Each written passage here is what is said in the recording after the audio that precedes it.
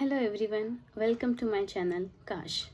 आज का मेरा जो टॉपिक है आप सबको वो बहुत ही रिलेट करता हुआ लगेगा, जो कि मेरा लास्ट वीडियो का टॉपिक था सुसाइड। क्यों आजकल के बच्चे सुसाइड को एक इजी सोल्यूशन मानते हैं।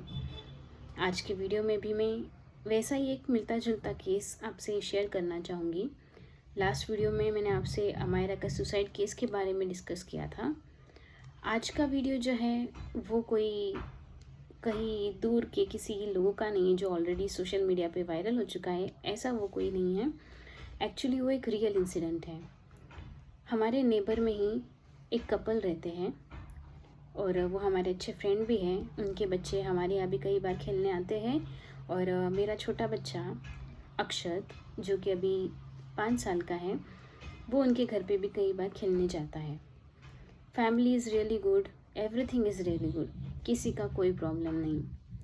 बट एक इंसिडेंट रिसेंटली उनके साथ हुआ है, उनके बच्चे के साथ। उन्होंने हाल ही में अपनी बच्ची की स्कूल भी चेंज की है और ये उनका नए स्कूल पे नए लोगों के साथ फर्स्ट ईयर है। अचानक से कल मुझे एक चीज़ पता चलती है। वो बच्चा मेरे घर पे आता है, शाम के वक्त की बात है। खेलते हुए सब कुछ नॉर्मल था।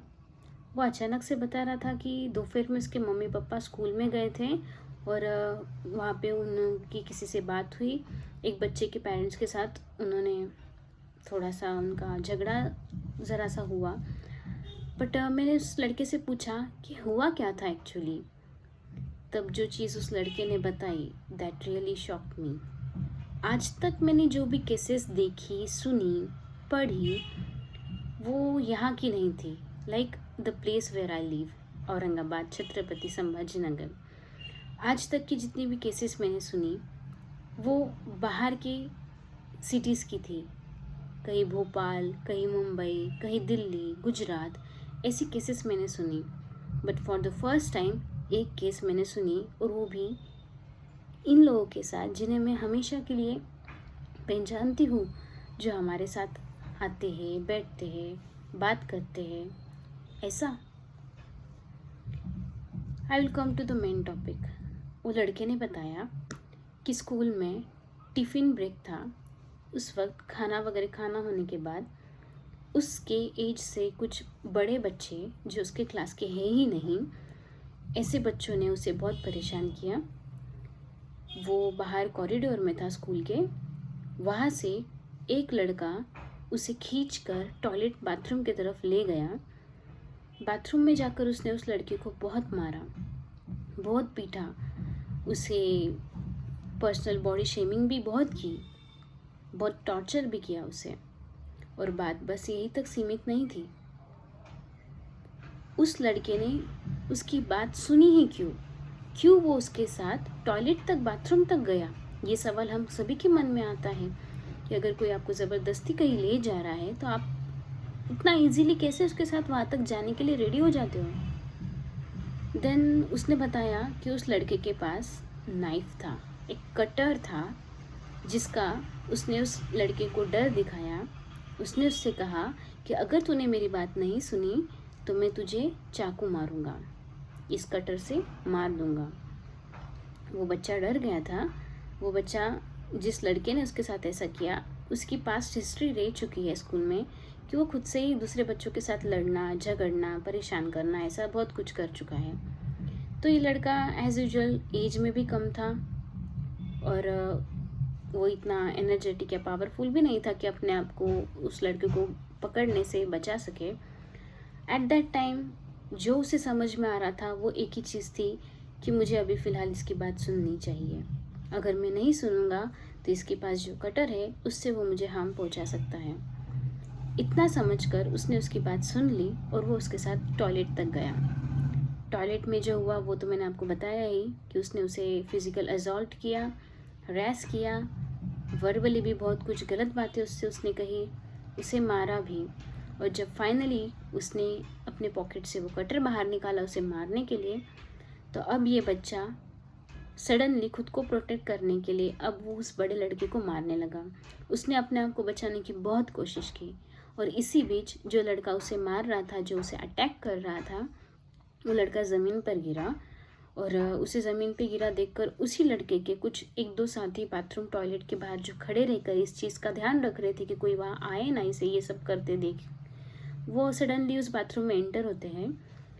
उन लोगों ने इस लड़के को दोनों हाथ से पकड़कर कस के पकड़ के रखा ताकि वो लड़का जो कि अटैक कर रहा था इसे फिर से हिट बैक कर सके।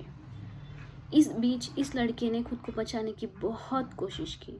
उसने हाथ पैर मारा, सब कुछ ट्राई किया और खुद को उन दो लड़कों के हाथों से भी बचा लिया और वो टॉयलेट से बाहर भागते हुए गया। वहाँ उसने आवाज़ देकर जो स्कूल में जो आया बाई माउशी जिसे कहते हैं कॉमनली यहाँ के लोग, उसे आवाज़ दे के बुलाया। वो लेडी भागते हुए टॉयलेट तक पहुंची, उस लड़के के पास गई। उसने देखा कि इस लड़के ने ये सब किया है। वो उसे समझाने की कोशिश करने लगी, उसे डांटने लगी। बट वो लड़का जिसने अटैक किया था वो अब इस माउशी पे भी अटैक करने लग गया। उसने इस माउशी को भी मारा। एक्चुअली जो उससे एज में काफ़ी बड़ी है, उस लड़के ने उस वक्त ये चीज़ नहीं सोची कि वो जिस पे हाथ उठा रहा है वो एक बड़ा इंसान है जिस पे उसे हाथ उठाने का कोई अधिकार नहीं। पर फिर भी उस लड़के ने उसे भी मारा। देखते ही देखते स्कूल स्टाफ भी वहाँ आ पहुँचा और उन्होंने जैसे तैसे उस लड़के को कंट्रोल में लिया। फिर बात गई स्कूल के प्रिंसिपल तक। उन्होंने उसके माँ बाप को फ़ोन लगा के बताया कि उनके स्कूल में ऐसा कुछ इंसिडेंट हुआ है, उसके बच्चे ने किया है और उसके माँ बाप को स्कूल में बुलाया गया। सेम वे इस बच्चे के माँ बाप को भी बुलाया गया फ़ोन करके कि ऐसा ऐसा इंसिडेंट आपके बच्चे के साथ हुआ है, please you come to school. और ये सब जो थी, जितनी शॉकिंग बात थी ना, इसमें एक और इंसिडेंट हुआ तो बहुत ज़्यादा हाई लेवल का था। जो मैंने बताया ना, दो बच्चे ने आके उस लड़के के हाथ पकड़ के जम के पकड़ के रखा और वो अटैक करने वाला लड़का जो था उसने फिर से उसे मारना स्टार्ट किया। सेम टाइम उस लड़के ने बाथरूम की फिनाइल की बोतल उठाकर उस लड़के के मुंह में उस फिनाइल को डालने की कोशिश की थी, पर वैसा नहीं हो सका, थैंक गॉड। उस बच्चे ने खुद की प्रोटेक्शन के लिए जो भी हाथ पैर मारे थे उस वजह से वो बोतल नीचे गिर गई और उसके मुंह में कुछ गया नहीं और वो उसी वक्त बाहर भाग गया था। पर ये इशू जो है घर पे उनके माँ बाप को पता चला, दोनों के पेरेंट्स वहाँ पे आए, दोनों पेरेंट्स के आपस में बहुत लड़ाई झगड़े हुए, प्रिंसिपल के साथ में भी बहुत सी बातें हुई उनकी। उन्होंने जो समझ में आता है ना एक नॉर्मली उस पॉइंट ऑफ टाइम में, जैसे कि इंडियन लोगों की हमेशा की आदत है एक दूसरे को अब्यूसिव लैंग्वेज में बात करना, धमकियाँ देना, कोर्ट केस कर देंगे, पुलिस को बुलाएंगे, कंप्लेंट कर देंगे, ये लाख चीज़ें की। पर एक चीज़ है जो सभी मिसिंग कर रहे थे कि इस लड़के ने अचानक से ऐसा किया क्यों। हो सकता है जिस लड़के पर अटैक हुआ उस लड़के ने भी कभी उस लड़के को परेशान किया होगा या फिर मजाक मजाक में कुछ कह दिया होगा जिससे उस बड़े लड़के को गुस्सा आया और उसने इतना बड़ा प्लान बनाया अपने दो साथियों को लेकर कि हम जाएंगे, उसे पकड़ेंगे और बाथरूम में पकड़कर उसे धुलाई करेंगे, उसके मुंह में फिनाइल डालेंगे, उसे डांटेंगे, उसे डराएंगे, धमकाएंगे ताकि नेक्स्ट टाइम वो हमारे साथ ऐसा ना करे। An number of thoughts and questions can come to your mind. Same way मेरे भी मन में ये सब सवाल आए कि यार ये इंसिडेंट जो हुआ ये इसके स्कूल में दोपहर में हुआ और ये बच्चा अभी खेलते हुए मेरे घर पे आया है और सब कुछ नॉर्मली दिखाई दे रहा है और वो खुद होकर ये इंसिडेंट मुझे समझा के बता रहा है। तो इमीडिएटली मैंने उसकी मम्मी को फ़ोन किया कि देखिए ये अभी मेरे घर पे आया है, उसने मुझे जो चीज़ अभी बताई ये मुझे बहुत शॉकिंग लग रही है, पर ये चीज़ के लिए आपने क्या किया, लाइक आपका रिएक्शन क्या था और इसको आपने सॉल्व करने के लिए क्या किया। तो मैंने बताया स्कूल में हमें बुलाया गया था, सेम वे उस बच्चे के पेरेंट्स को भी स्कूल में बुलाया गया, हम लोगों में बहुत फाइट हुई, हम लोगों ने एक दूसरे को यूँ कहा त्यों कहा, प्रिंसिपल को ऐसा कहा वैसा कहा, सब कुछ किया। पर फिर भी मैंने उनको कहा हाँ मुझे समझ आ रहा है ये सब हुआ, ये सेम चीज़ मुझे आपके बच्चे ने भी ऑलरेडी बता दी है, बट इसका सलूशन निकला क्या आपको ऐसी कोई सिचुएशन या कोई गारंटी मिली है उसके फादर मदर से या स्कूल से कि ऐसा इंसिडेंट सेम वे वापस उसके साथ नहीं होगा। तब उन्होंने एक चीज़ बताई मुझे, उन्होंने कहा कि वो स्कूल में उन मम्मी पेरेंट्स को तो मिले थे उस बच्चे के पेरेंट्स यानी मम्मी और फादर से मिले तो थे, बट दोपहर में जब बच्चा स्कूल से घर आ गया, उसका खाना पीना वगैरह हो गया, उन्होंने चेक वेक किया अपने बच्चे को कि सब कुछ ठीक तो है, कहीं उसे कुछ ज़्यादा चोट तो नहीं आई। थैंक गॉड उसे ज़्यादा कोई चोट नहीं आई थी। उसके बाद फिर वापस से उन्होंने एक चीज़ सोची कि नहीं, कि एक बार हमें उसके पेरेंट्स से जाके बात करनी चाहिए कि एक्चुअली हुआ क्या था। इन सब झगड़ों में ये पॉइंट उनसे रह गया था कि ये बच्चे आपस में लड़े क्यों। ये जानने के लिए इस लड़के के मम्मी पापा उस लड़के के घर पे जाते हैं, उनके फादर से मदर से फिर से एक बार बात करते हैं। एंड दिस टाइम सच में उनके मम्मी पापा भी बहुत शर्मिंदा थे। अब इन लोगों के बीच में ऐसी कोई हाथापाई या फाइटिंग नहीं हुई, बल्कि उन्होंने भी अपने घर पे इनके पेरेंट्स को बुलाया, वेलकम किया, नॉर्मली उनसे बात की, पानी वानी देना, चाय पानी वगैरह जो नॉर्मल फॉर्मेलिटीज़ हमारे इंडियन कल्चर में होती है वो सब कुछ हुआ। और बाद में उनके आपस में बात हुई। तब पता चला कि ये जो लड़का था इसकी पास्ट हिस्ट्री रह चुकी है। ये स्कूल एक्चुअली इसकी फर्स्ट इंसिडेंस नहीं थी। इसके पहले कई बार इस बच्चे के इस नेचर की वजह से वो स्कूल चेंज कर चुका है। 4 या 5 बार उसकी स्कूल इसी नेचर की वजह से चेंज हो चुकी है, और वो भी इस स्कूल में इसी साल न्यू एडमिशन लेकर आया है। और इतना ही नहीं, ये लड़का थोड़ा सा मेंटली डिस्टर्ब भी था, जिसे हम सब लोग पागल कहते हैं। एक्चुअली वो पागल नहीं था, बस थोड़ा सा मेंटली डिस्टर्ब था। और उसके मम्मी पापा ने बताया भी कि हमने कई बार कोशिश की इसे समझाने की, इसके पहले भी ऐसे इसके साथ हो चुका है, पहले वाले स्कूल्स में भी यही चीज़ होती थी, हम लोग इसको समझा समझा के थक गए, बोल बोल के थक गए, हमने मारा पीटा सब कुछ किया, लेकिन ये तो है सुधरने का नाम ही नहीं ले रहा है। और जैसे हमेशा हर पेरेंट्स की एक ट्रिक होती है ना, अपने बच्चे को अगर डराना है ना, तो उसी के सामने उसके खिलाफ सामने वाले से ऐसी बात करते हैं जिससे सुनकर वो बच्चा समझ लेता है कि यार मेरे मम्मी पापा सच में बहुत चिड़े हुए, वो मुझसे बहुत अगेंस्ट में, और वो मेरा अभी साथ नहीं देंगे, सच में शायद से अभी मेरे कंट्रोल में कुछ भी नहीं है। ये चीज़ सिचुएशन दिखाने के लिए अपने ही माँ बाप अपने ही खिलाफ जो हमारी कंप्लेंट करने के लिए लोग आए हैं उनके साइड से बोलते हैं, उन्हीं के सामने हमें टॉर्चर करते हैं, बुरा भला कहते हैं।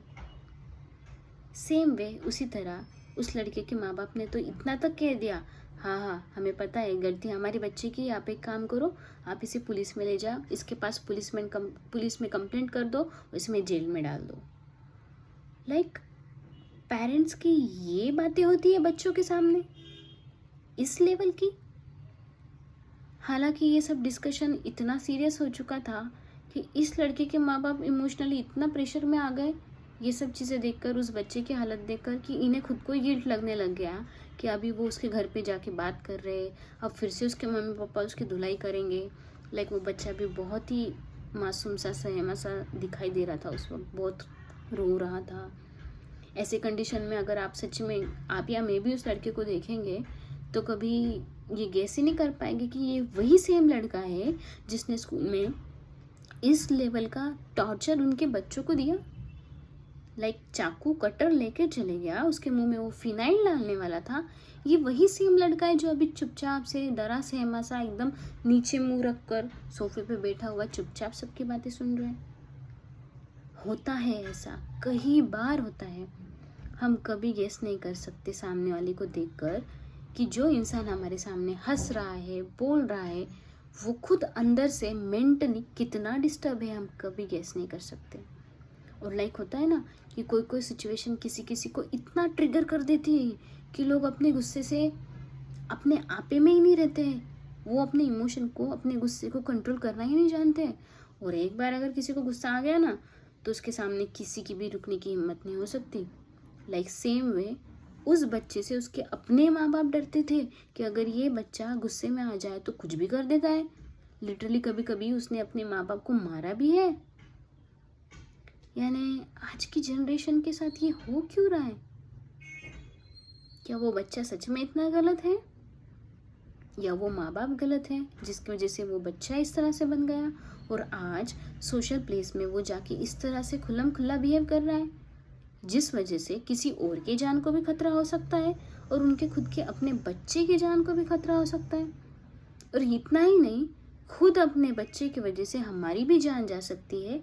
ये चीज़ आज पेरेंट्स को समझ में ही नहीं आ रही है। आखिर ये सब हो क्यों रहा है? इतने छोटे छोटे बच्चे इतने हाई लेवल के क्रिमिनल्स कैसे बन रहे हैं? कभी सोचा है? गुजरात में भी एक ऐसी केस हुई थी। स्कूल का नाम पता नहीं, मुझे याद नहीं, पर अच्छी तरह से वो हुआ क्या था ये चीज़ मुझे ज़रूर याद है। स्कूल में 10th लेवल का एक बच्चा था जिसकी सेम वे शायद अपने से कम उम्र के या छोटे क्लास के बच्चे के साथ कोई झगड़ा हुआ था। और वो झगड़े का टॉपिक जो था, बस तुम्हारा रिलीजन ऐसा है, हमारा रिलीजन ऐसा है। और बाय चांस वो ऐसे कम्युनिटी का लड़का था जिसे लिटरली लोग उसी तरह का, उसी नेचर का समझते हैं। मैं उस कम्युनिटी का नाम नहीं लेना चाहूँगी, बिकॉज़ मेरा इंटेंशन यहाँ किसी एक धर्म को गलत समझाना या साबित करना ऐसा कुछ नहीं है। एक्चुअली ना, ये धर्म की बातें, ये सब कुछ जो है, हम बड़ों की वजह से ये चीज़ें बहुत ज़्यादा फैल रही है। ठीक है, उनके पर्सनल लाइफ में कोई ऐसा एक्सपीरियंस आया होगा जिस वजह से उनके लाइफ में ये बिलीव बन चुका है कि कोई एक पर्टिकुलर कास्ट के लोग जो होते हैं वो ऐसे ही रहते हैं, दंगे फसाद करना, मारा मारी करना, खून खराबा करना, इसी में इंटरेस्टेड रहते हैं। और इसलिए उनके साथ में फ्रेंडशिप नहीं की जा सकती या उनके साथ कोई रिलेशन मेंटेन नहीं किया जा सकता। यह हर किसी का अपना एक एक्सपीरियंस हो सकता है, जानती हूँ। और वो सच में कभी कभी कुछ कुछ लोग होते हैं जो इतने लेवल के होते हैं कि जिनके साथ सच में रहना सेफ नहीं रहता है।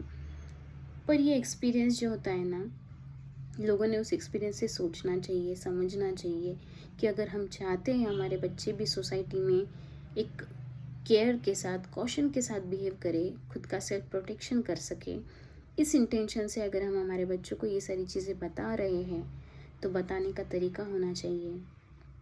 उस वक्त उस बच्चे के मन में ये इम्प्रेशन ना पड़े कि इस कास्ट में ही ये प्रॉब्लम है या इस कास्ट के लोगों की ये प्रॉब्लम है। गुजरात की जो केस मैं आपको बता रही थी, उसमें यही हुआ था। उस बच्चे ना, उसने इस तरह के बिलीव्स बना लिए थे कि नहीं, मेरा धर्म सबसे श्रेष्ठ है, सबसे अच्छा है, बाकी कास्ट का तो कुछ वैल्यू ही नहीं है। बस इस माइनर सी बात पर उन दो बच्चों के झगड़े हो गए थे। और उस झगड़े का जो लेवल था, हम इमेजिन भी नहीं कर सकते। उस लड़के ने नॉर्मली स्कूल्स में चाकू, कटर, कैंची ऐसी चीज़ें लाना अलाउड नहीं होता है, सच में नहीं होता है। और इसीलिए वो बच्चों की बैग्स भी चेक करते हैं, उनकी रूटीन चेकअप्स भी होते हैं। कई बार बच्चों को चेक किया जाता है। स्कूल में एक सिस्टम होती है जिस वजह से कि कोई मेंबर्स होते हैं स्कूल में से ही, बड़े सीनियर बच्चों में से किसी को अपॉइंट किया जाता है कि वो अपने से छोटे बच्चों को डेली चेक करे कि वो स्कूल में अपने जेब में या बैग में, कंपास में ऐसी तो कोई चीज़ कैरी नहीं कर रहे जो सेफ़ नहीं है, या उनके नेल्स चेक करना वगैरह, ऐसी रेगुलर एक्टिविटीज़ स्कूल में होती रहती है। पर उसके बावजूद स्कूल में ये चीज़ हुई। वो लड़के के पास एक कैंची थी या शायद कोई और इंस्ट्रूमेंट था जो बहुत ज़्यादा शार्प था, जैसे कि एक नाइफ़ हो।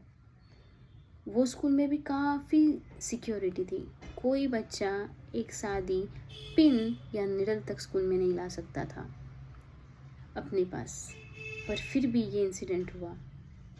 और जान सकते हो ये इंसिडेंट हुआ कैसे? उस 10th के बच्चे ने वो शार्प इंस्ट्रूमेंट कहाँ से लिया?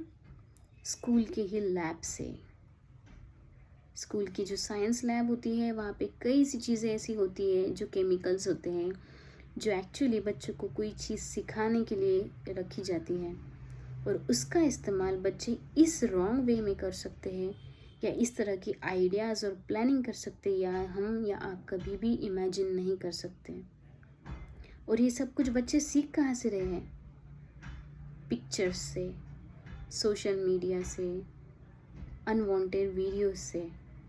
जो चीज़ें इंटरनेट पे है आजकल, जिस पे किसी का कंट्रोल नहीं, लाख वो सिक्योरिटी फंक्शंस लगा ले, बच्चे से एज पूछ ले, जो भी व्यूअर है उसका एक एज कंटेंट होता है कि उसे उसके अकॉर्डिंग ही वीडियोस दिखाई दे। इसलिए सॉफ्टवेयर्स में, सोशल मीडिया पे ये ऑप्शन होता है। लेकिन उसके भी बाप है आज की जनरेशन, उसमें गलत एज डाल देंगी, आपको थोड़ी पता चलने वाला है। बिल्कुल सेम वे वैसे ही आज की जनरेशन की थिंकिंग को हम समझ नहीं सकते।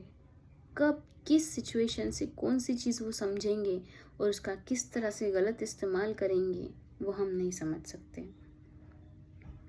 इसी तरह उस लड़के ने स्कूल के लैब से वो एक शार्प इंस्ट्रूमेंट लिया और इस टॉपिक पे जब उनके झगड़े हो रहे थे अपने पर्सनल रिलीजन पे, झगड़े में देखते ही देखते उस बड़े बच्चे ने उस छोटे बच्चे के पेट में वो इंस्ट्रूमेंट डाल दिया और वो बच्चा वहीं पे मर गया। और इसके बाद जो हुआ ना वो और भी ज़्यादा शॉकिंग था। वो लड़का जिसने उसे मार दिया वो उस जगह पे रुका नहीं, 2 मिनट खड़ा, शायद उसे भी रियलाइज़ नहीं हुआ कि उसने क्या कर दिया, पर उसके बाद वो वहाँ से भाग गया। And what happened next was really terrible. School में ऐसा इंसिडेंट होने के बाद जब स्कूल के लोगों ने ये चीज़ नोटिस की कि स्कूल के किसी एक सेक्शन में 2 बच्चों का झगड़ा हुआ है और वहाँ पे एक बच्चे ने दूसरे बच्चे की जान ले ली है, ये चीज़ पता चलने के बाद में स्कूल के लोगों ने उस लड़के को हॉस्पिटल तक ले जाना इम्पोर्टेंट नहीं समझा, बल्कि स्कूल के लोगों ने जो किया वो चीज़ बहुत ही हॉरिबल थी। स्कूल के लोगों ने लिटरली जिस प्लेस पे ये इंसिडेंट हुआ वहाँ की क्लीनिंग करना पहले इम्पोर्टेंट समझा। लाइक वो बच्चा मरा पड़ा है वहाँ पे, उसकी बॉडी को वहाँ से कहीं और शिफ्ट कर दिया जाता है। उस प्लेस पे जो भी खून वगैरह के दाग धब्बे पड़े थे ना, जो दीवारों पे छींटे वगैरह उड़ी थी, सीढ़ियों पे खून था, वो सारी चीज़ों को लिटरली वहाँ के क्लीनिंग स्टाफ को बोलकर साफ करवा दिया जाए। ये जो है ऑर्डर वहाँ के लोगों को दिया गया था। आप जानते हो अगर किसी प्लेस पे कोई क्राइम या मर्डर होता है तो वो प्लेस सीज कर दी जाती है ताकि किसी एविडेंस के साथ छेड़छाड़ ना हो। बट जो स्कूल वाले लोगों ने किया वो एक इंटेंशनल क्राइम था। उन्होंने उस बात को अपने स्कूल पर ना आने देने के लिए, अपने स्कूल के प्रोटेक्शन के लिए सोचा, जबकि उनकी फर्स्ट प्रायोरिटी अटेंशन देना था उस बच्चे को जो कि उस फ्लोर पे मरा पड़ा है। अगर उन्होंने उसे टाइमली हॉस्पिटल तक भेजा होता तो हो सकता था वो उस बच्चे की जान बची जा सकती थी, लेकिन उन्होंने उस पर ध्यान नहीं दिया। उन्होंने अपने स्कूल की रेपुटेशन के लिए सोचा। स्कूल की सफाई हुई, तब तक वो बच्चा वैसे ही पड़ा हुआ था। स्कूल की बाकी क्लासेस में वार्निंग दे दी गई थी कि कोई बच्चा बाकी अपनी क्लासेस से बाहर ना निकले, उनके एक्स्ट्रा पीरियड, एक्स्ट्रा टाइम बढ़ाकर उन्हें उनके क्लासेस में ही रखा जाए ताकि वो बाहर आके इस इंसिडेंट के बारे में ना सोचे, ना पता करे।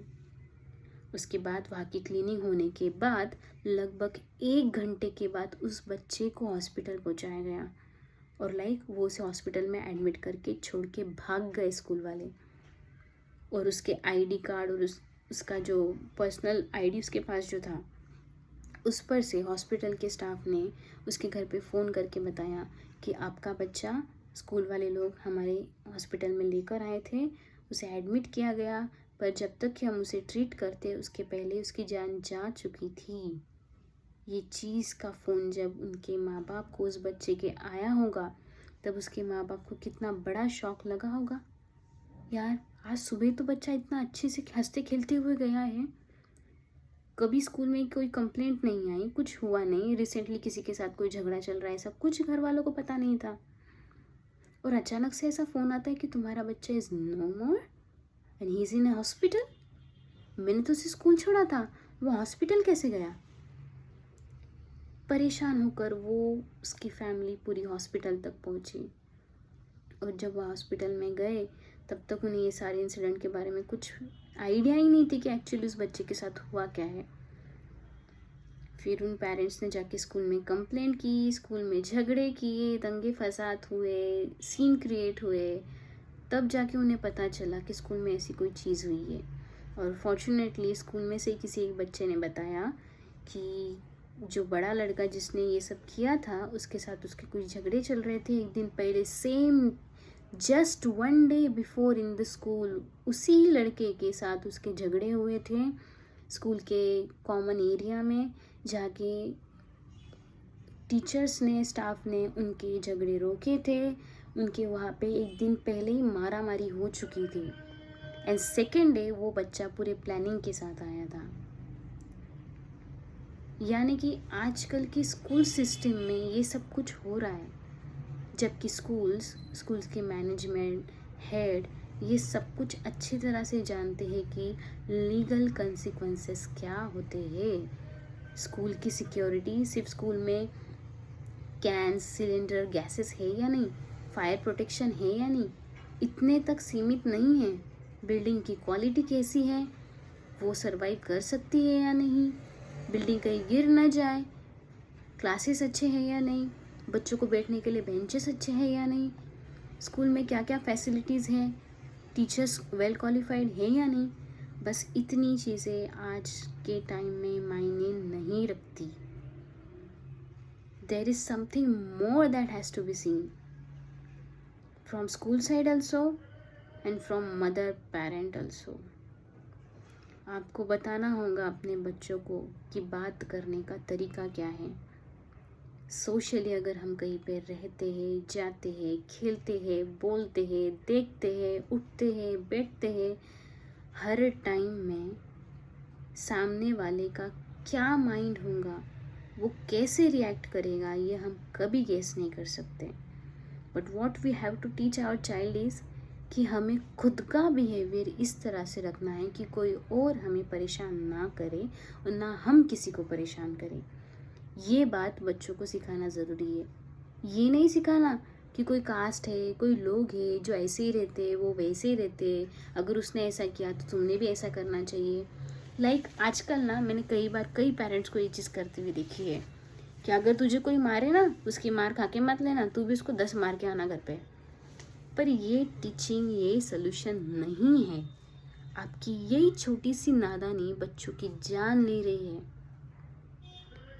घर में ही हम उन्हें सिखाते हैं कि अगर किसी ने तुम्हें मारा तो तू भी उसको 2 मार। This is not the solution. हमारा काम है कि हम बच्चों को समझाएं कि पहले बार हमारी तरफ से कोई प्रॉब्लम नहीं होनी चाहिए कि जिस वजह से कोई हमें मारे। सेकेंड टाइम यानी सेकेंड थिंग ऐसी कि अगर कोई आपको मार भी रहा है, परेशान भी कर रहा है, तो उस वक्त उस जगह पे मत रुको, घर पे आओ, घर के अपने मम्मी पापा, अपने घर के बड़े दादा दादी, चाचा चाची, इन्हें जाकर बताओ कि कोई आपको परेशान कर रहा है, या फिर आप जिस जगह पे हो जब वो ये इंसिडेंट हो रहा है, आपको कोई परेशान कर रहा है, आसपास में अगर कोई बड़ा है तो आप उसे जाकर बताओ कि आपको कोई परेशान कर रहा है। अगर तुम उसको उलट कर मारोगे ना तो उसके मन में ये चीज़ हमेशा परमानेंट हो जाएंगी, नहीं यार ये मेरे साथ में हाथापाई दंगापाई ही करने वाला है, इसको तो मैं देख लूँगा। एक दिन की एक मार सालों तक चलती है और इन बच्चों में रिवेंज की इमोशंस उतरते हैं। ये रिवेंज, ये बदला, ये झगड़ा, ये बातें, ये सोच इनमें आती कहाँ से है? ये देने वाले हम खुद पेरेंट्स हैं। मैं ये नहीं कह रही पेरेंट्स जानबूझ के ऐसे आतंकवादी बच्चों को बना रहे हैं। पेरेंट्स अपने लाइफ के मसलों में इतने मसरूफ़ है कि उन्हें इस चीज़ का सुध ही नहीं है कि वो अपने बच्चों के सामने क्या बोल रहे हैं, कैसे बिहेव कर रहे हैं। वो अपने पर्सनल ग्रजेस को अपने बच्चों के सामने इतना इजीली डिस्कस करते हैं ना कि वो इस बारे में सोचते ही नहीं है कि उनके माइंड पर इसका असर क्या हो रहा है। किसी एक व्यक्ति के साथ आपका जो एक्सपीरियंस आया है, उस एक्सपीरियंस को वो दुनिया के हर इंसान के साथ जोड़ना स्टार्ट करते हैं। वो ये समझना स्टार्ट करते हैं कि हाँ, एक व्यक्ति की प्रॉब्लम नहीं है, ऐसा तो हर कोई होता है। हर किसी का स्वभाव होता है कि वो अपने से झगड़ेगा, अपने को बुरा बोलेगा, लड़ाई करेगा। वो एक आदमी ही बुरा नहीं है, दुनिया के हर लोग बुरे हैं। ये चीज़ हम इनडायरेक्टली उनके दिमाग में भरते जा रहे हैं। अगर दुनिया को देखने का नज़रिया ही आपका काला होगा तो आपको दुनिया भी काली ही दिखाई देगी। अगर आपने काला चश्मा पहना है तो दुनिया भी काली दिखाई देगी। ये ज़रूरी नहीं कि हम जिस एंगल में दुनिया को देखते हैं हमारे बच्चे भी उसी एंगल में दुनिया को देखें। वॉट आई हैव टू से इज़ कि ऐसे लोग दुनिया में हर जगह होंगे। इसका सलूशन ये नहीं कि उस बच्चे को स्कूल से निकाल दिया जाए, या हम हमारे बच्चे को स्कूल से निकाल के किसी दूसरे अच्छे स्कूल में डालें। क्या गारंटी है किसी और स्कूल में ये चीज़ नहीं होगी? क्या गारंटी कि ऐसा कोई और लड़का या कोई और व्यक्ति उसकी ज़िंदगी में कभी आएगा नहीं?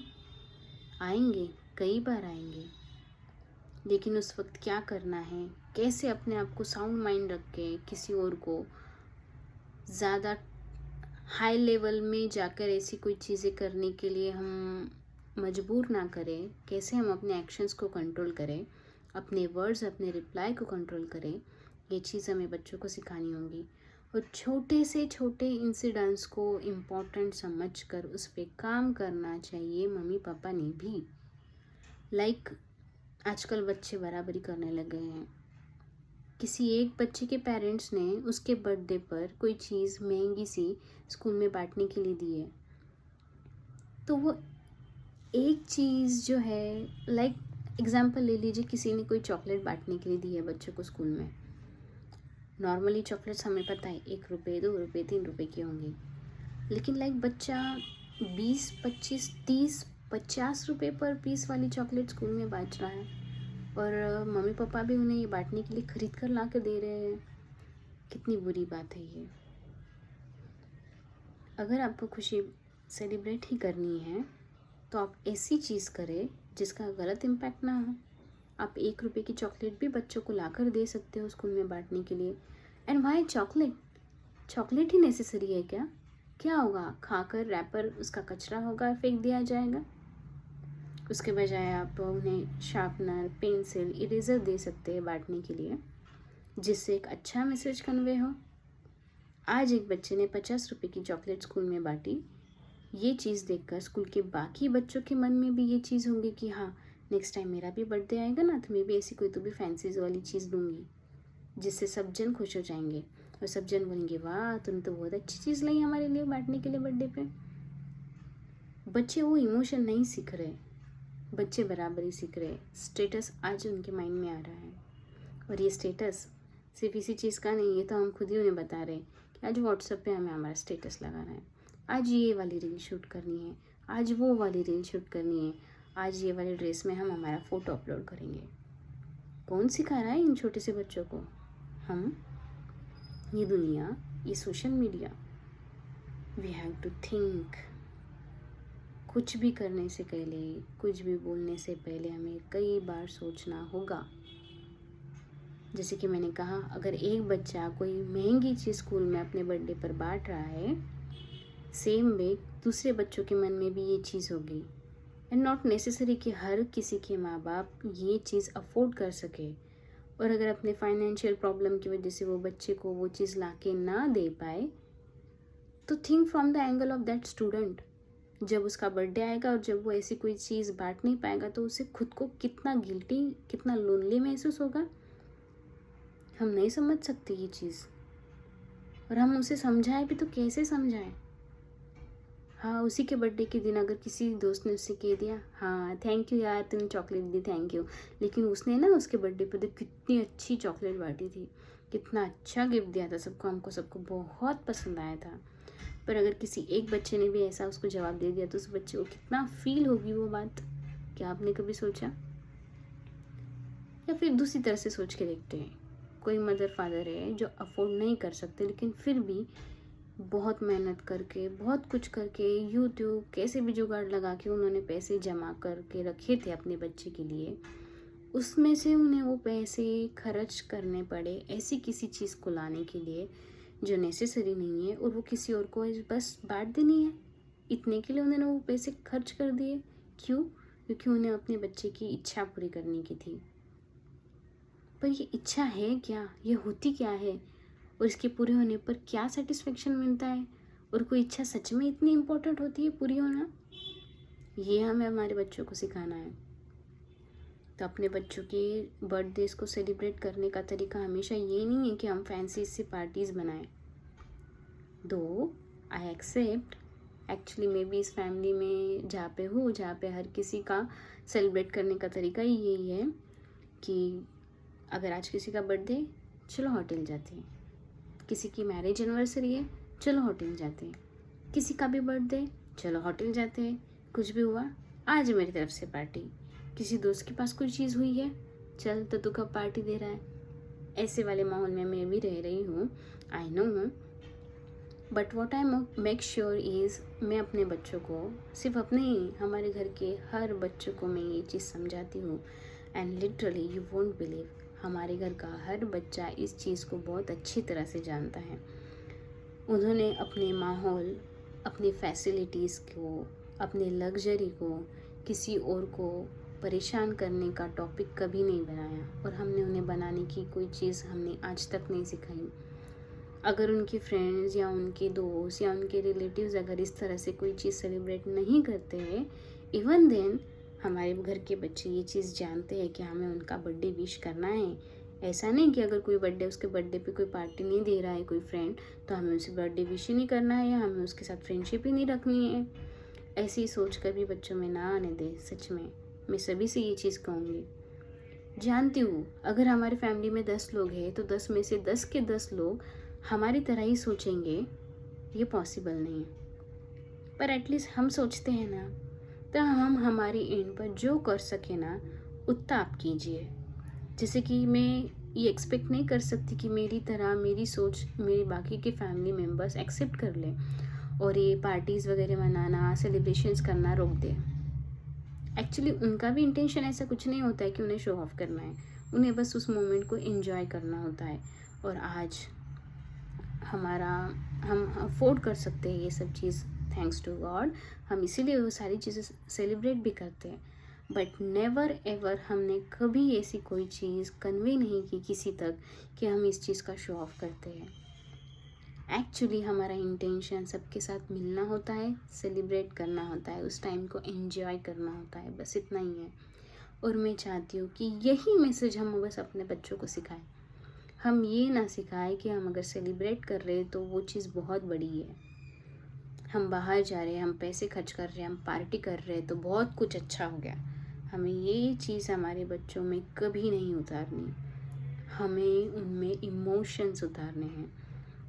आज की जनरेशन को इमोशन की, प्यार की, सपोर्ट की, केयर की, फ्रेंडलीनेस की, अंडरस्टैंडिंग की ज़रूरत है।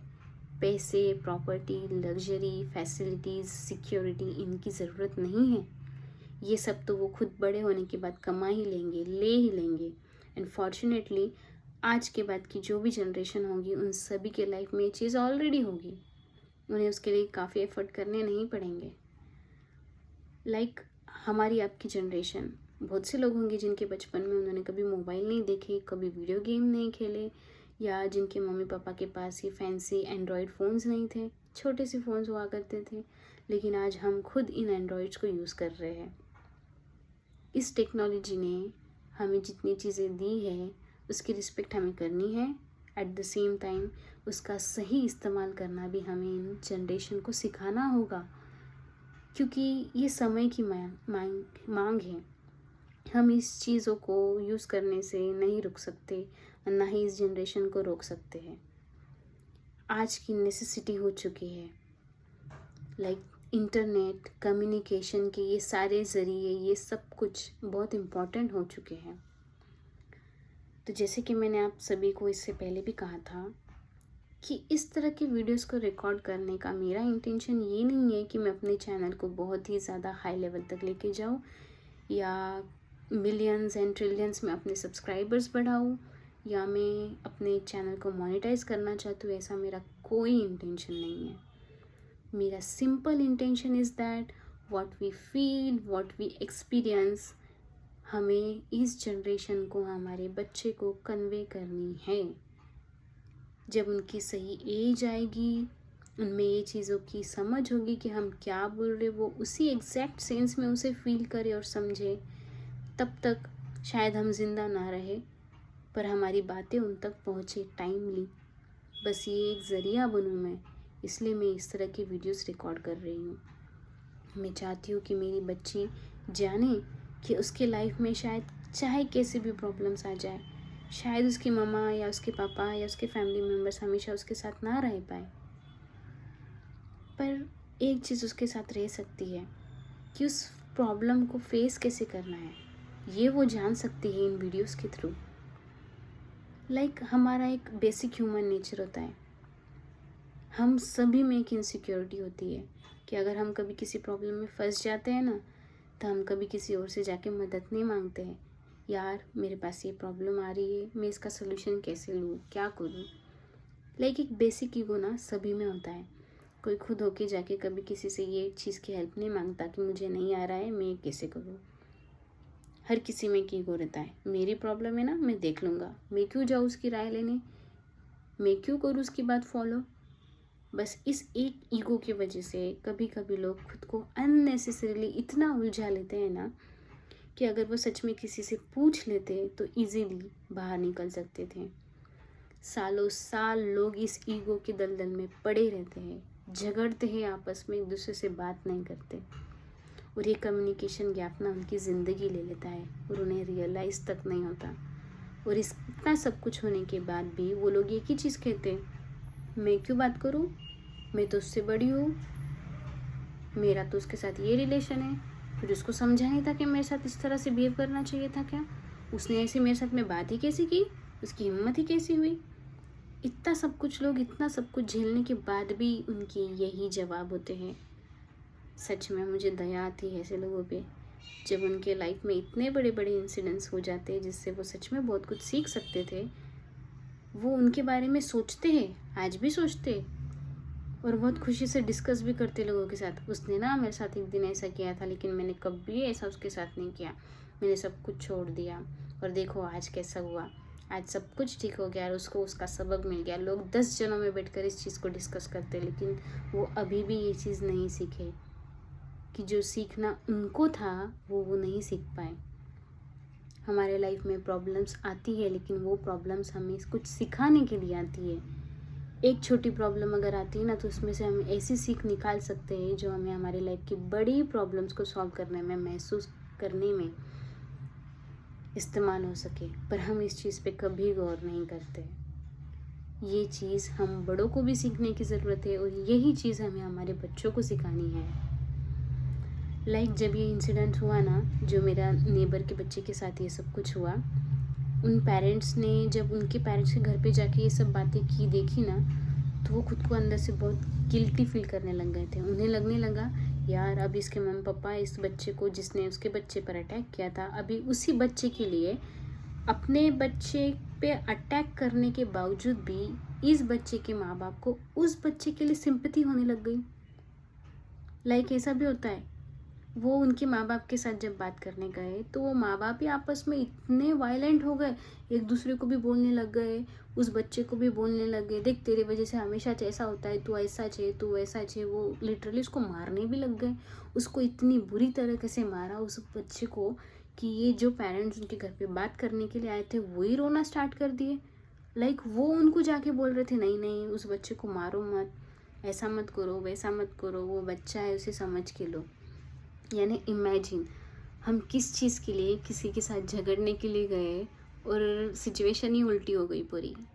हंसने जैसी बात भी है, पर सच में समझने जैसी भी बात है। आजकल के पेरेंट्स को ये चीज़ नहीं समझ में आ रही कि अगर उनके बच्चों से कोई गलती होती है तो उन्हें बस एक ही तरीका लगता है कि हम उनसे डांटेंगे, बोलेंगे, ताने मारेंगे, टॉर्चर करेंगे। क्या सच में तुम्हें लगता है पेरेंट्स कि तुम ऐसा करोगे तो तुम्हारा बच्चा सीख जाएगा और सही हो जाएगा? आप उसे सीखने के लिए मदद नहीं कर रहे ये सब करके। उसको मारना सल्यूशन नहीं है। उसे प्यार से अपने पास लो, उसे ये चीज़ रियलाइज़ करने में मदद करो कि जो गलती उससे हुई है वो सच में बहुत सीरियस है और किसी और की जान जा सकती है। वो उसके खुद के लिए अच्छा नहीं है, दूसरों के लिए अच्छा नहीं है। सेफ्टी वाइज तो छोड़ो, इमोशन वाइज भी उस बच्चे के स्टेटस को समझना बहुत ज़्यादा ज़रूरी है। अगर उसे अपने इमोशंस को, अपने गुस्से को कंट्रोल करने नहीं आ रहा है, दैट बच्चा इज़ गोइंग थ्रू डिप्रेशन। ये माँ बाप को समझना होगा। जो रिएक्शंस आते हैं ना, वो रिएक्शन के कॉज को समझना ज़रूरी है, और जो रिएक्शंस आ रहे हैं उसे ट्रिगर करने वाले पॉइंट्स को जानना ज़रूरी है। उस बच्चे को एक प्रॉपर ट्रीटमेंट की ज़रूरत है। और इतना ही नहीं, ऐसे बच्चों को स्कूल से निकलवा देना, उनके एडमिशन्स को कैंसिल करवा देना ही एकमात्र सलूशन नहीं है। जब भी ऐसे इंसिडेंट अपने आसपास होते हैं ना, तो हमारी एज अ सिटीज़न एक रिस्पॉन्सिबिलिटी है कि हम ऐसे बच्चों के माँ बाप को जाकर बोले, समझाए, बताएं कि आपके बच्चे को स्पेशल अटेंशन की ज़रूरत है, उसकी प्रॉपर ट्रीटमेंट करवाए, डॉक्टर के साथ काउंसलिंग करवाए, पता करे कि वो इस तरह से क्यों बिहेव कर रहा है। सबसे पहले तो अपने ही बच्चे के साथ हमारा बॉन्डिंग अगर इस तरह का है कि बच्चा अपनी प्रॉब्लम्स हमारे साथ शेयर नहीं कर रहा है, तो उसे डांट कर, मजबूर कर कर, परेशान करके, ताने मार के उसके प्रॉब्लम को सॉल्व नहीं किया जा सकता। You need to go to doctors.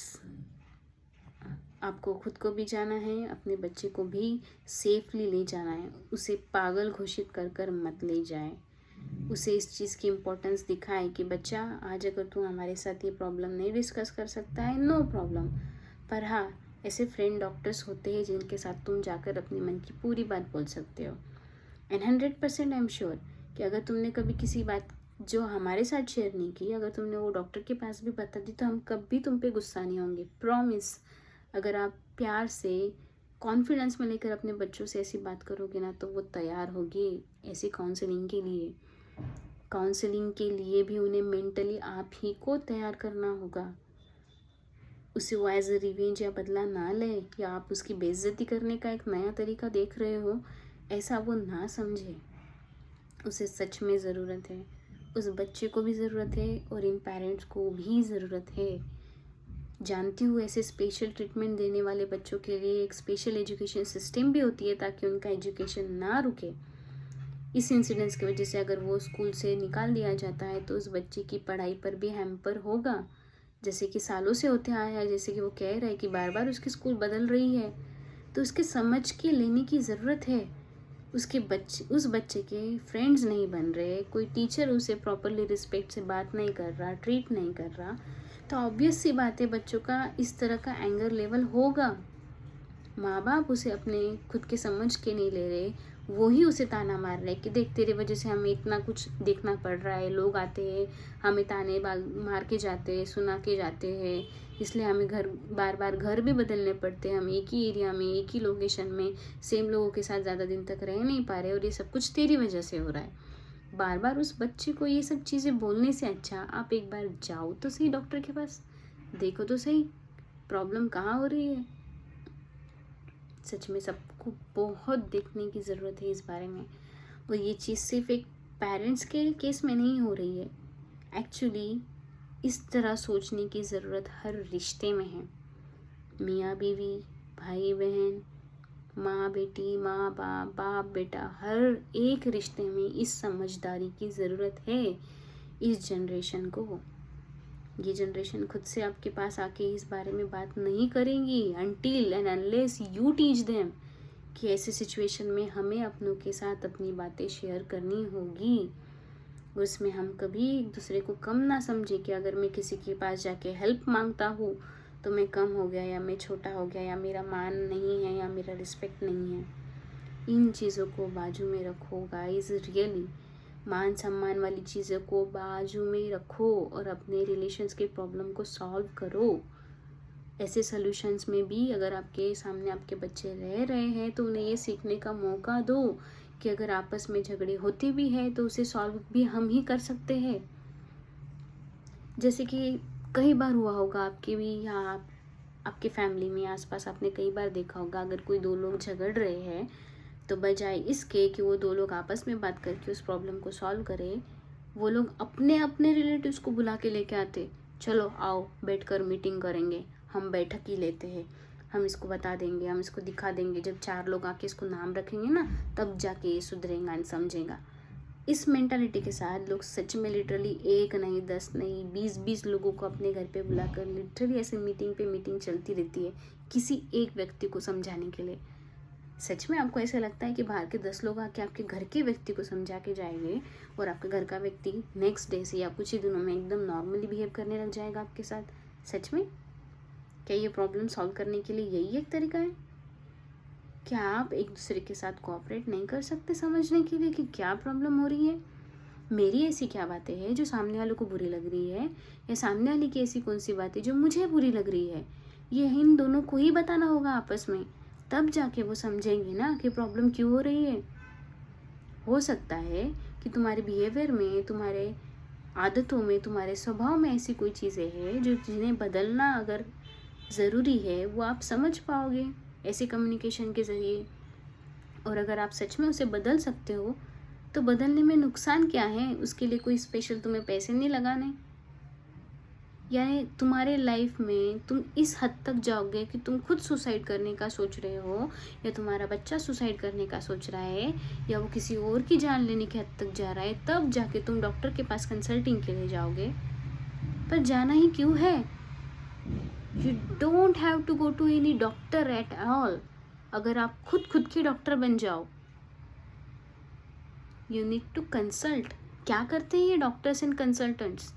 आपसे पूछते हैं, आपसे जानते हैं, आपके फैमिली बैकग्राउंड के बारे में जानते हैं कि आपके घर में कितने मेंबर्स हैं, सबके स्वभाव कैसे हैं, उनके झगड़ने के पैटर्न्स कैसे हैं, अगर वो गुस्से में आते हैं तो चीज़ें तोड़ फोड़ करना, आपको मारना, आपको बंद करके रखना, आपके साथ किस तरह से बिहेव किया जाता है, घर में क्या है इन्वायरमेंट। यही सवाल तो एक डॉक्टर, एक कंसल्टेंट आपसे पूछते हैं। यानी कि आपके पास जो प्रॉब्लम है उसका सोल्यूशन भी आप ही के पास है, पर फिर भी आप तीसरे इंसान के पास जाते हो, उसे महंगी सी फीस देते हो, फैंसी चीज़ें देते हो, एक ट्रीटमेंट कोर्स खरीद के लेते हो खुद के लिए, जबकि वो कुछ नहीं दे रहा है एडिशनली। वो वही चीज़ें आपको बता रहा है जो ऑलरेडी आपके पास है। सोचने की ज़रूरत है सच में।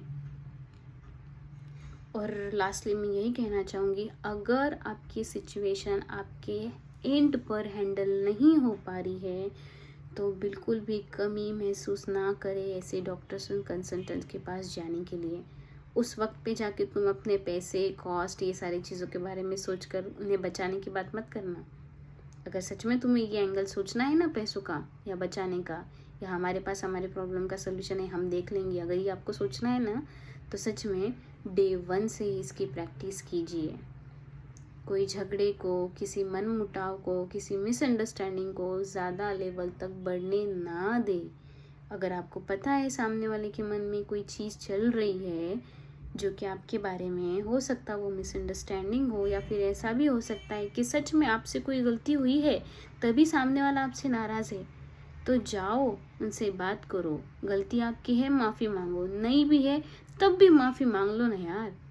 क्या प्रॉब्लम है? क्या आपको नहीं चाहिए रिलेटिव्स? क्या आप नहीं चाहते कि आपके बच्चों की शादी में, बर्थडे में, पार्टीज़ में, या आपके खुद के सेलिब्रेशन में आपके रिलेशन साथ में हो, आपके रिलेटिव साथ में हो? नहीं चाहते आप खुशियाँ सेलिब्रेट करना? ज़रूरी नहीं खुशियाँ सेलिब्रेट करने के लिए फैंसी सी पार्टीज़ चाहिए, इवेंट ऑर्गेनाइज होनी चाहिए, या मीडिया में खबर छपनी चाहिए। खुशी एंजॉय करने के लिए ना 2 मिनट की बात करना भी बहुत होती है सच में। बस ये चीज़ सीखे, समझे और अपने बच्चों को भी सिखाए, समझाए। और ऐसे केसेस अगर आपके आसपास होते हैं ना, तो उन बच्चों को भी समझ के लीजिए, उन पे डांटे मत, उन्हें प्यार से अपने घर पे बुलाकर बात कीजिए। उस टाइम पे ये मत सोचे कि इस लड़के ने मेरे बच्चे के साथ बुरा भी व्यवहार किया था, पर लिटरली अगर आप भी अगर उस बच्चे की मदद करने के लिए यूज़फुल होंगे ना, तो सच में कीजिए। हो सकता है कि वो बच्चा इतना अनलकी है कि उसके घर के कोई इंसान नहीं समझ सकते कि उनसे क्या गलती हो रही है, पर आप अगर ऐसी छोटी सी मासूम सी जान को बचा सको ना, सिर्फ बात कर कर अपने एंड से, तो आप सच में बचा सकते हैं। मैं अपनी बात कहना चाहूँगी कि मैं भी अपने बचपन में इस स्टेज पर थी कि मैं अपनी प्रॉब्लम्स को उतने इफ़ेक्टिवली अपने घर में नहीं समझा सकती थी। हमारे घर में इतना इफ़ेक्टिव कम्युनिकेशन था ही नहीं कि मेरे माँ बाप भी मुझे ये चीज़ समझा सकते कि जिस सिचुएशन से मैं गुज़र रही हूँ, वो सिचुएशन हमारे लाइफ में कभी ना कभी किसी न किसी स्टेज पर आएगी ही, पर हमें खुद की ताकत बननी है। शायद इस लेवल तक की इतनी बेसिक सी बात करने की कम्युनिकेशन लेवल हमारे घर में नहीं थी, इसलिए सालों तक 7th स्टैंडर्ड तक मेरा पढ़ाई में भी ध्यान नहीं रहता था। मेरे स्कूल में कोई फ्रेंड नहीं थी, कोई नहीं था। पर हमारे स्कूल में एक नए टीचर आए थे, जैसे कि मैंने कहा, उनकी वजह से मेरी लाइफ बदल गई। सच में अगर वो सर मेरे स्कूल में नहीं आते ना, तो शायद इस तरह मैं वीडियोस रिकॉर्ड ना करती और ना ही आप लोगों से या फिर मेरे खुद के घर के लोग मुझे ना देख पाते। शायद मैंने भी कभी किसी टाइम सुसाइड अटेम्प्ट किया होता। पर सच में जिस चीज़ से मैं गई हूँ ना, उससे सच में मैंने बहुत कुछ सीखा है। सिर्फ खुद के लिए नहीं, अपने आसपास के लोगों के लिए भी जानना महसूस करना शुरू किया है। और बस यही चीज़ें हैं जिस वजह से मैंने ये चैनल स्टार्ट किया है। सच में अगर आप सभी ने मेरा इतना बड़ा लंबा वीडियो देखा है और आपको सच में ऐसा लगता है ना कि मेरी कुछ बातें हैं जो हाँ सच में यूज़फुल है, तो देन लाइक माय वीडियोस। और सिर्फ लाइक मत कीजिए, उन्हें उन लोगों तक शेयर करें जिन्हें सच में इनकी ज़रूरत है। आई डोंट नो कि मुझे इस वक्त कौन देख रहा है। हो सकता है वो एक छोटा सा बच्चा भी हो, एक मासूम सा बच्चा जिसने इस वक्त इस मोबाइल को अपने हाथों में लिया है और वो इस स्क्रीन को अपनी छोटी सी नन्ही सी आँखों से देख रहा है। आई रिस्पेक्ट यू बेटा। मैं यही कहूँगी तुमसे कि अगर आपके आसपास ऐसे और भी कोई लोग हैं जिन्हें मदद की सच में ज़रूरत है, या फिर आपके अपने फैमिली में ही किसी के साथ कोई झगड़े हैं, किसी के भी कोई भी है, तो आप ये वीडियो उन्हें दिखाएं, उनसे शेयर कीजिए। अपने माँ बाप को, अपने चाचा चाची, आपके घर में आपके पास जो कोई भी है ना, आप उन्हें ये वीडियो दिखाएं। शायद उनकी भी हेल्प हो जाए। नो मैटर आप बहुत छोटे हो अभी, आई नो, पर हो सकता है छोटा से छोटा इंसान भी बड़े से बड़े लोगों की बड़ी से बड़ी प्रॉब्लम सॉल्व करने में एक ज़रिया बन जाए। हम अपनी ज़िंदगी में हर किसी से सीखते हैं, नो मैटर उसकी एज क्या है। एक छोटा बच्चा भी हमें बहुत कुछ सिखा सकता है और एक ओल्ड एज बूढ़ा इंसान भी हमें बहुत कुछ सिखा सकता है। Age is not that matter, age is just numbers. What matter is what you convey within, what you think, what you feel. बस यही मैटर करता है। इसलिए communication is really very important. अगर आपकी ज़िंदगी में कभी भी कोई भी प्रॉब्लम हो ना, never hesitate to discuss it with someone, be it be your family member, friend और एनीवन। मैं आप सभी से यही रिक्वेस्ट करूँगी कि आप हो सकता है अपने लाइफ के इस स्टेज पे हो कि इससे पहले कभी आपने आपके घर के लोगों से इस तरह से कम्युनिकेट करने की इनिशिएटिव नहीं लिए, या फिर कभी आपका कम्युनिकेशन इस तरह का स्ट्रांग था ही नहीं कि आप इतने इजीली और फ्रीली उनके साथ बात कर सकें, या फिर उनके स्वभाव इस तरह के हैं कि आप चाहे कुछ भी कर ले वो कभी आपको समझ नहीं पाएंगे। अगर ऐसा भी है ना, तो भी इस चीज़ को ज़्यादा अपने आप पर हावी मत होने दो। At the end you yourself have to help you, nobody else is going to help you. अगर आपके पास ये सब रिश्तेदार है जो आपको समझ सकते हैं, then be thankful to them, thankful to universe and God कि उन्होंने उन लोगों को आपकी ज़िंदगी में रखा। पर अगर आपके पास ऐसे लोग नहीं भी है, तब भी आपको थैंक यू बोलना चाहिए। सच में हमारी अच्छी चीज़ों के लिए अगर हम खुश होते हैं तो हम बोलते हैं थैंक यू गॉड, आपने मुझे ये चीज़ दे दी। लेकिन हाँ, जो परेशानियाँ आपकी ज़िंदगी में हैं, थी या तो फिर आने वाली है, उन सभी के लिए भी आज यूनिवर्स को, भगवान को थैंक यू बोल दो। सच में बोल दो इन एडवांस। अगर आने वाली भी होंगी ना, उसके लिए भी बोल दो। कहो उनसे थैंक यू कि ऐसी सिचुएशन मेरे लाइफ में आपने दी मुझे, और थैंक यू भगवान कि मैं उससे कुछ सीख सकती थी और मैंने सीखा, और अभी भी मेरा कुछ सीखना बाकी है ना, तो भगवान प्लीज़ मुझे और वो चीज़ जो सीखनी बाकी है उस तक पहुंचने का ज़रिया दे दो। ऐसा ज़रिया आप खुद भी दूसरों के लिए बनो। और मैं एट द एंड यही रिक्वेस्ट करना चाहती हूँ कि अगर आपके अपने भी कुछ एक्सपीरियंस होंगे ना पर्सनल लाइफ के, जिनमें से आपने सच में कुछ सीखा है, नो मैटर वो कितना बड़ा है या कितना छोटा है, पर सीखा है, ऐसी चीज़ों को दूसरों के साथ शेयर करो।